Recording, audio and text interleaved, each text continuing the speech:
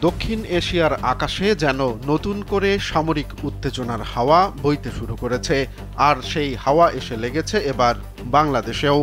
সাম্প্রতিক সপ্তাহগুলোতে বাংলাদেশের প্রতিরক্ষা খাতে নীরবে এক ঘটনা ঘটে গেছে, যার স্পষ্ট পরিবর্তন চোখে পড়েছে সবার। প্রথমে J-10C যুদ্ধবিমান কেনার আলোচনায় দেশ জুড়ে তোলপাড় সৃষ্টি হয়, আর তারপরে এখন শোনা যাচ্ছে আরও এক বড় পদক্ষেপের কথা, যেটি বাংলাদেশের প্রতিবেশী দেশগুলোর কাছে অনেকটাই অপ্রত্যাশিত বলে মনে করছেন বিশ্লেষকরা। স্যান্ডেলিনা সো, রূপচর্চায় আভিজাত্য।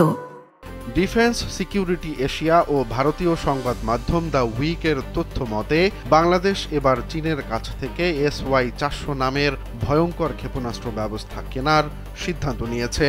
2008 সালে চীনের ঝুহাই এয়ার শোতে প্রথম প্রদর্শিত এই ক্ষেপণাস্ত্র বর্তমানে কাতার ও মিয়ানমারের কাছেও রয়েছে। প্রায় 280 কিলোমিটার পাল্লার এই অস্ত্রসজ্জায় 8টি ক্ষেপণাস্ত্র ক্যানিস্টার থাকে, যা দীর্ঘদিন রক্ষণাবেক্ষণ ছাড়াই কর্মক্ষম থাকে।